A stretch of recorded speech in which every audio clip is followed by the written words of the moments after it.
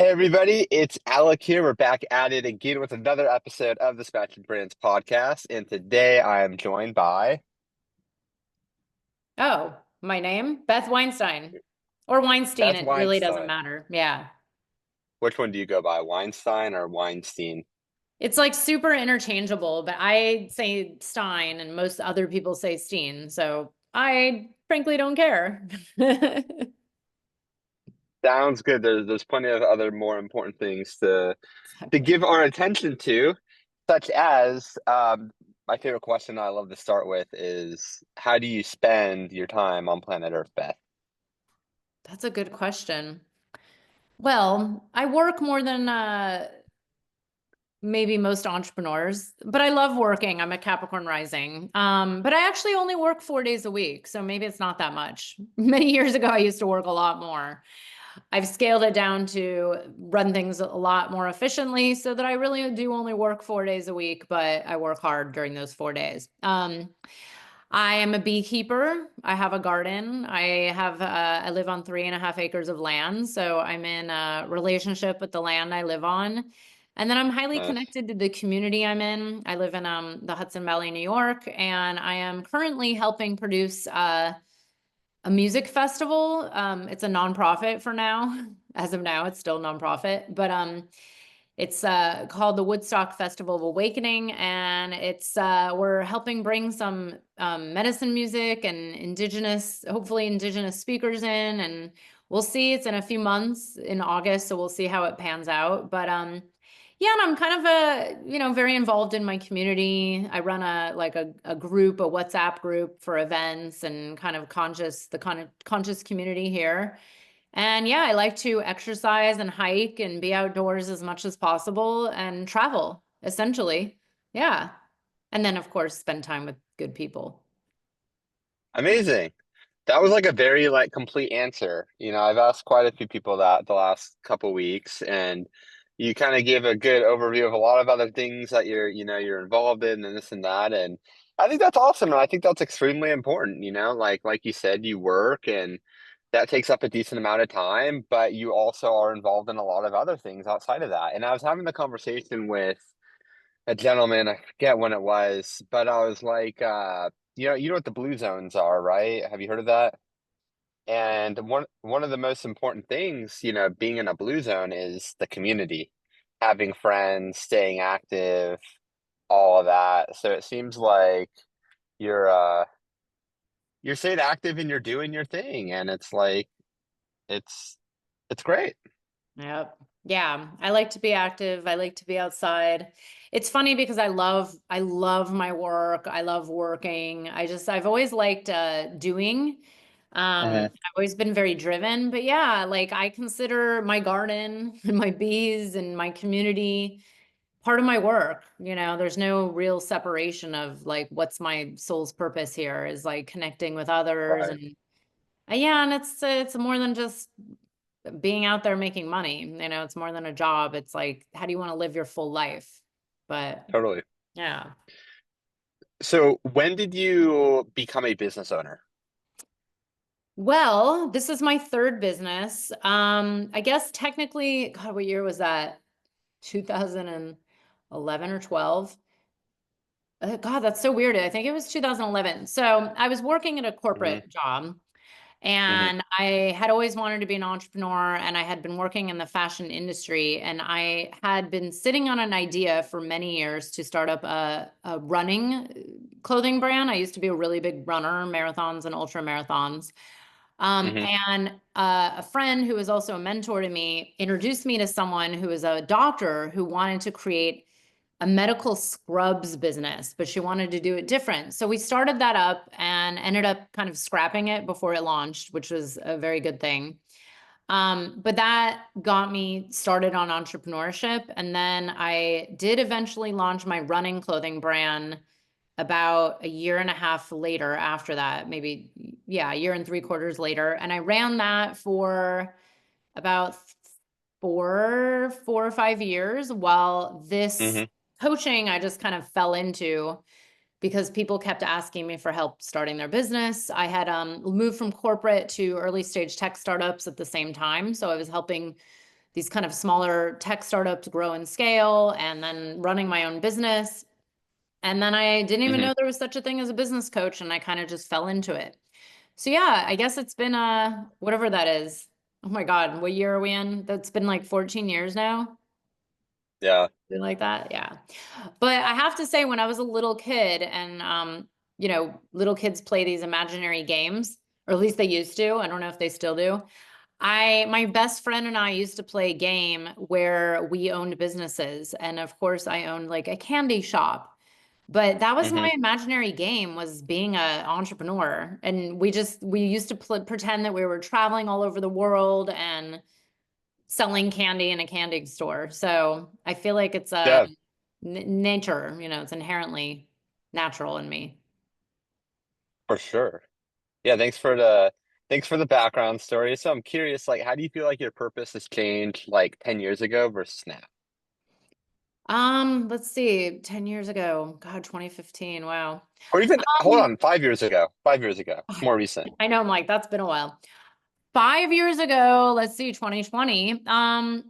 It has evolved. So I've been business coaching since around 2016-ish, 2016-ish, 17.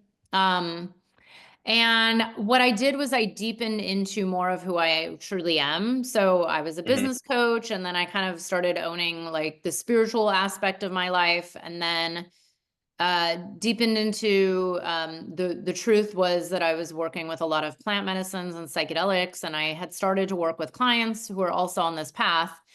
Hmm. And I had run a bunch of online summits, and I just felt the call to run a summit about psychedelics and soul's purpose and the interconnection between psychedelics and transformational entrepreneurship. So it's Cool. evolved in becoming more of me. I've also worked in a lot more. I've studied transformational neurolinguistic programming, so that is integrated into my work, and somatic therapy and energy work. So it's more than just traditional business coaching. There's a lot of other For modalities. sure. Yeah. So you talk about stepping more into who you are. Uh, was there a part prior to that shift where maybe you felt like you lacked authenticity in one way or another, and now you kind of figured out some things and thought, hey, this is more like, what was that shift like of like discovering? Some people say like, oh, it's a path of discovery of like I'm finding things out. However, there's also an element of like I'm more of like remembering who I am. So like, what was that like for you? Yeah, well, I guess for me, maybe to me, the path of discovery is just constant and eternal, because we're always learning more about ourselves, right? Getting to the deeper layers.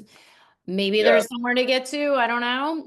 But I'm always learning more, especially as you grow and evolve. Of course, new things come in, and yeah, but for me, it was really about like not hiding parts of myself. I mean, I was working with illegal psychedelics, and it was back then, before it hit the mainstream, it was, unpopular and kind of scary. And of course, yeah. you don't want to get judged or arrested or anything by talking about it. And then there was kind of just this Hmm. shift, which I started to feel a few years before it hit the mainstream, where I was like, I can't really hide this forever, especially because I already started working with clients that were on the same path. And I was like, well, how are they figuring this out about me? Like, I would speak in code word that only certain people would understand. But I think it was just an energetic attraction. People like knew, those who knew. And Hmm. so I was like, well, I just want to work with more people that are open to this, and I don't want to hide who I am. So Yeah, how do I get more right. clients like that? It's by being yourself. Yeah. Yeah. And what was that process like from like a marketing standpoint? Like, okay, I'm gonna embrace this idea of who I am. I'm gonna talk more about plant medicine, all of that. Like, what did that look like? Was it just making it more evident on your website? Was it making, Instagram content? Like, for someone that wants to, I guess, be more vulnerable and show who they are and hide less, like, what was your strategy towards doing that? Yeah, it was a very deep process, especially coming out about psychedelics before it was popular to do so. Hmm. So I had to do a lot of internal work to not be afraid and not, and then also be okay with like, oh, I'm gonna potentially lose some friends and have people judging me and maybe lose some of my audience. But it's great because that calls in more of the people that, you want, right? But Yeah. for me, it was kind of an all or nothing. I had done a few online summits that were about business or spiritual business. And then I Hmm. just kept getting this message, this download to go and do a whole summit about psychedelics. So when I came Hmm. out as like this next level of who I truly am, I just went big. Yeah. Like I was like, well, if I'm going to come out, I might as well just go for it. And originally I was going to be a little cryptic in the messaging, but then I just decided to like be blatantly obvious. Like I just called it Yeah. psychedelics, sacred medicines, and purpose, Yeah. and I did get some, and I've seen this with clients over the years, you're probably going to get some haters and you're going to lose some people, but then you gain so many better Yeah. people, Totally. and it's the only thing that you can do to feel like good and liberated in yourself. You have to be yourself because then you're just, it's like if it's eventually going to catch up with you if you're lying about who you truly are, you know? Yeah. 100%. So what is spiritual business to you? Because I hear a lot of people talking about, plant medicine, finding your purpose, this, and that. Like, do you really feel like it's more about uncovering hidden answers to more guide our business decision making? Or like, what is your like curriculum that like you're helping people with? Like, what does that look like? Yeah. Well, it depends on which curriculum. I have different offerings and different programs. And really, I try to Yeah. meet my clients where they're at. Not everybody is at the same level when it comes to their own comfort with, let's say, spirituality or plant medicines or any talk like that. So some are Hmm. like full in, like, here's what I went through and I want to talk about this. And some are just kind of, dipping their toes in. So I work Yeah. with them where they're at. But essentially, the reason I talk about spiritual business is that I do want to work with people who are on a path of really like being connected to spirit in some manner. I mean, not everybody Hmm. is, again, like the same in the same way. Some people might Yeah. have a Buddhist path. People are working with medicine. Some people are I don't know, doing like work with like goddesses and whatnot. I mean, everybody's a little different. So it's not really cookie cutter, but it's really about holding the space for my clients to step out there with their truth and their voice and be their themselves as much as possible. Because, Yeah. really a lot of people, what stops most people in their success and what they want is their fear. It's fear and beliefs. It's their programming, their not conscious programming that's running. And if I can be the one to help illuminate what's in the way, then it actually just becomes quite easy, And I do Yeah. believe this path of entrepreneurship, especially when you're being of service, like I work with a lot of coaches and healers and therapists and people working with Yeah. psychedelics, it's not just like we're selling things on Amazon, it's deep work and it requires a different Yeah. level of who you be in the world. It requires different marketing, it's not just like, Yeah.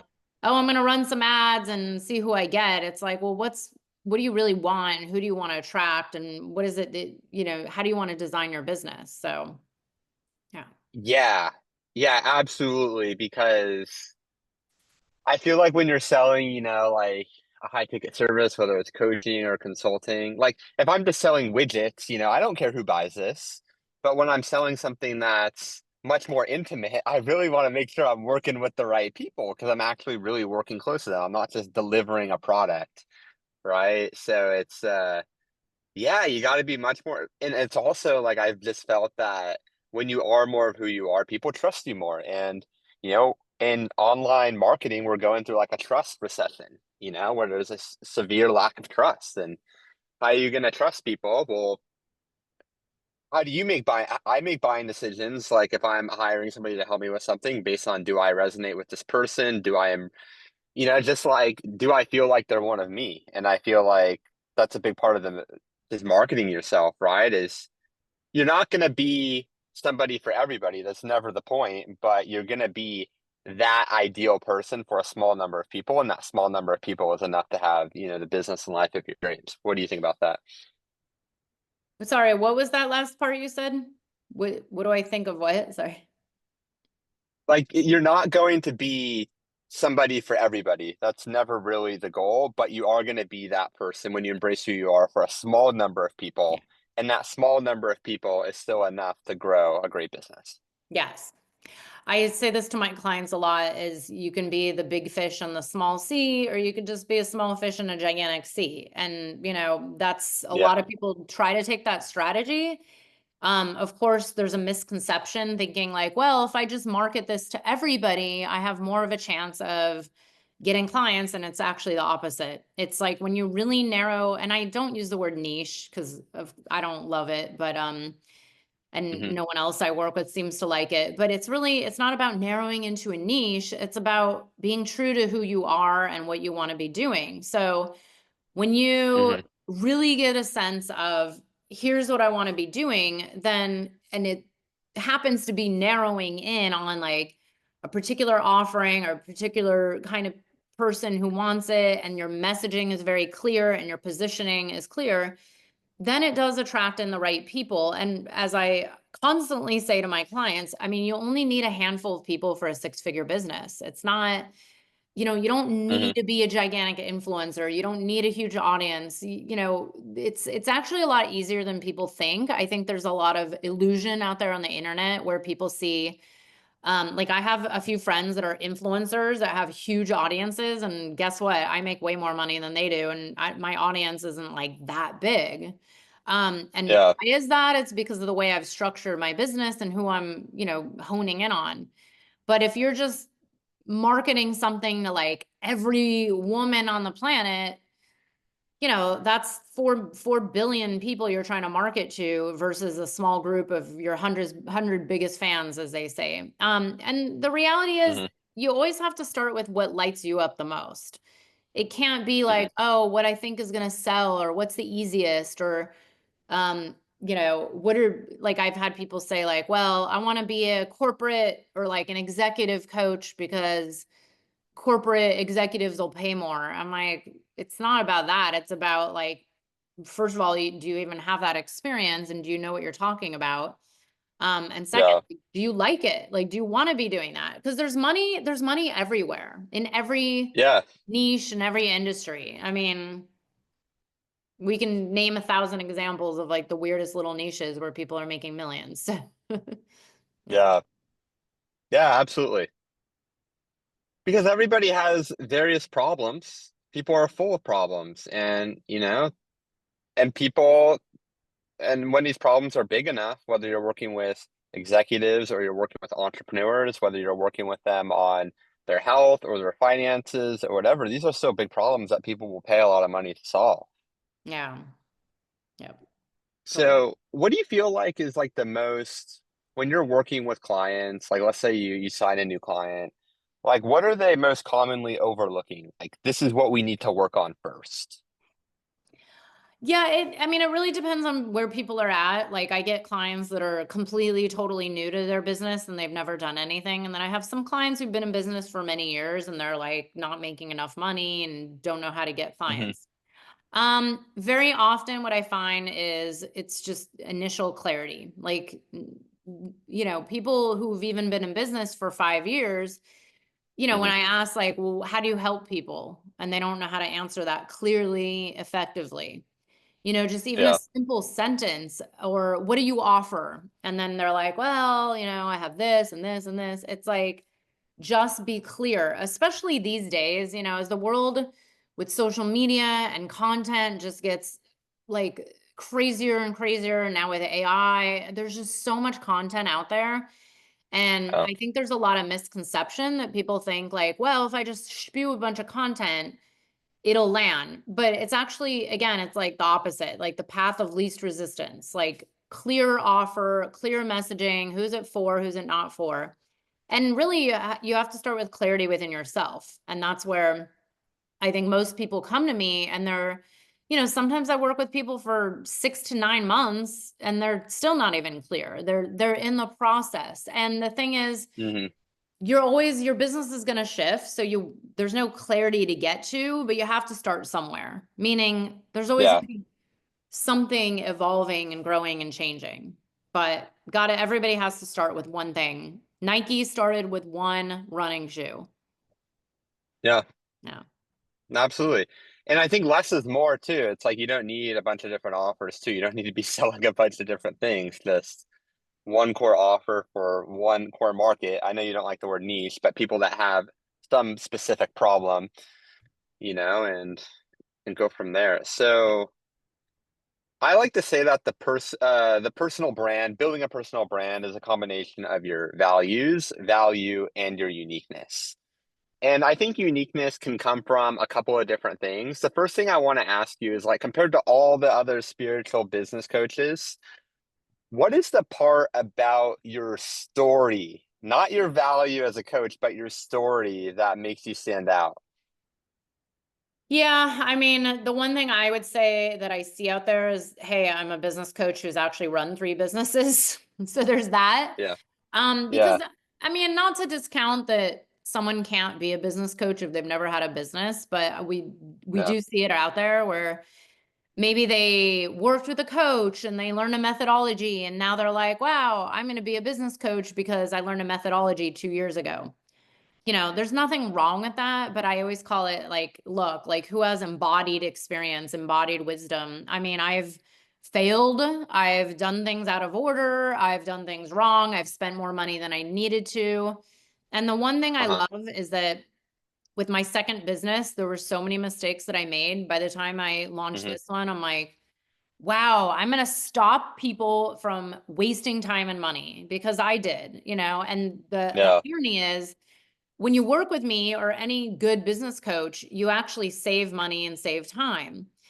People think like, well, I'll try it on my own, but then they go 3 years and they're still not making consistent income. If you had just hired Right. someone that knows what they're doing, you would actually be making much more money and a lot more consistent income by now. So that's the one thing with my story where it's like, okay, I have real life experience. I've run multiple businesses. I've helped grow and scale early stage startups. And I've also now been in this business a long enough time to work with hundreds of clients. And I have proven results that are all over, my website and YouTube and podcasts. So, Yeah.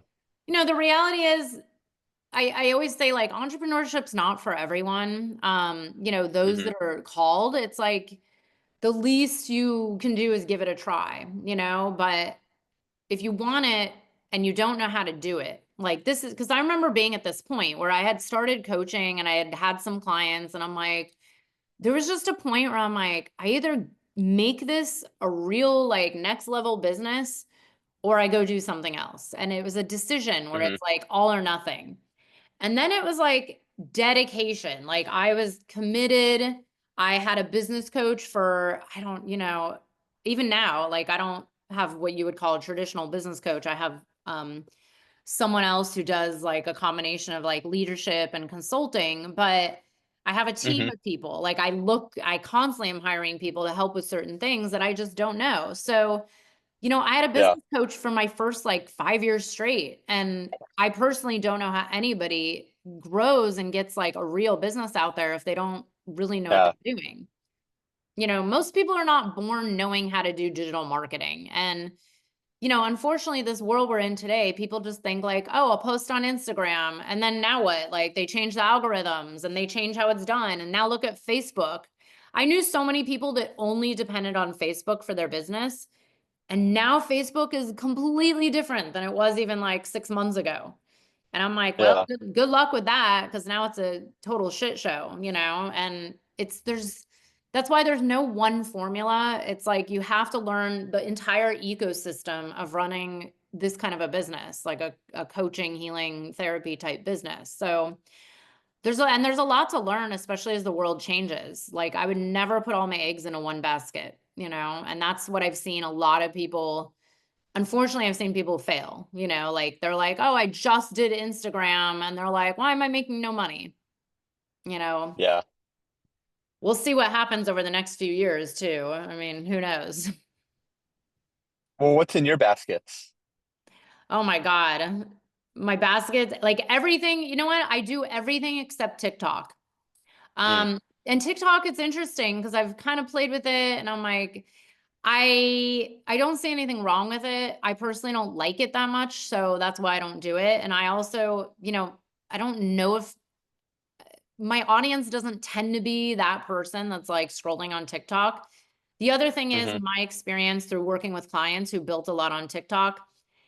hmm I sell a mix of some, like online courses and things that are very affordable, ranging from $11 and up. But the hmm bulk of my business is one-on-one coaching or group programs. And, hmm it's not something you just buy for like $40 on TikTok. It's something you develop a relationship with your client or your potential clients through, various ways of communicating. So maybe I'm missing out on TikTok. I don't know, but I don't really like it that much, so I figure I might as well do more of what I actually like, which is all the other baskets. So I'm pretty much Yeah. doing everything else there is. What's your favorite platform? My email list. Hmm Yeah, email is my favorite. I enjoy it. Yeah. My audience responds well to it. I like having a direct line of communication. I personally, the reality is like I'm a very typical Instagram user where I follow, I don't know, maybe 1,500 people. Some of my Yeah. good friends will post something and I don't even see it. And I'm like, well, if I don't see my brother or some of my best friends sharing an event, why would anyone see, like how many people are missing my event? The one thing with the email, it's like again, it depends on your type of client. Like my type of client is hmm reading email every day. You Yeah. know, to a point. So and I think that's it is like, where are your clients? What are they doing? What is their favorite platform too? So for me, it's email, and I'm very grateful I have built an email audience over the years because, it's served me well. And the one thing I've seen is when people depend on like one platform or two, and then they hmm don't have, email or other ways of communication, it can, Yeah. bite them later on. Yeah. Totally. No, I think those are all good insights. So Beth, I have one last question for you. So let's say it's the end of your life and you've done, let's say, everything that you've wanted to do. However, for whatever reason, there's nothing to show for it. And there's no past email campaigns or Instagram videos or books or whatever it might be. However, you get to leave the world with three truths, three things that you know to be true about the world around you. What do you think those things are? Yeah. Um, Love is everything. Hmm Your voice matters. And be yourself and give zero fucks about it. I love it. I don't swear that What do you, much, but it's kind of like throwing that in, like be yourself, but like really be yourself to the point where you have to be yourself for yourself, not for other people, not for what, you know, you're doing, performing on the internet. It's like, do it because your soul wants to be liberated. Yeah. yeah, that's amazing. It's so challenging for people because they're programmed to do the opposite. So what do they have to do? Just take psychedelics? No. Maybe. No. No, I mean it's a journey, I think that's a journey of a hmm lot of people is figuring out, who you are, what you want, and how to voice it. Sharing your voice is huge. And, in today's day and age, like people are more scared than ever to share their voice. It's like we've become this culture of like, we have influencers that are sharing their voice so much that it's like kind of annoying after some time. And then you have people Yeah, feeling muzzled, so it's kind of like we have these extremes. Like the voices are given to, a select, millions of people that are like just out there and like not giving a fuck. But then we have so yeah, many people that are scared to even speak up to their friends or their partners. yeah. So what do you think is like your number one piece of advice that you can give somebody looking to honor their voice more? It's like sit quietly with yourself and just sit with the discomfort and go inward. I mean, I think one of Yeah, the most undervalued moments in our culture right now is like just sitting quietly and doing nothing. I mean, how many people are just running and distracted and on to the next thing? And how many people are like truly just sitting in the discomfort of silence with yourself, like no distractions? It's yeah, uncomfortable, but that's where the gold is. That's where the downloads yeah. come through. That's where the illuminations happen and the awakening. So, if people could slow down a little bit and just take it down a notch and maybe get offline or put the phone down for, 30 minutes every day in the morning, you will see Yeah. how your life transforms.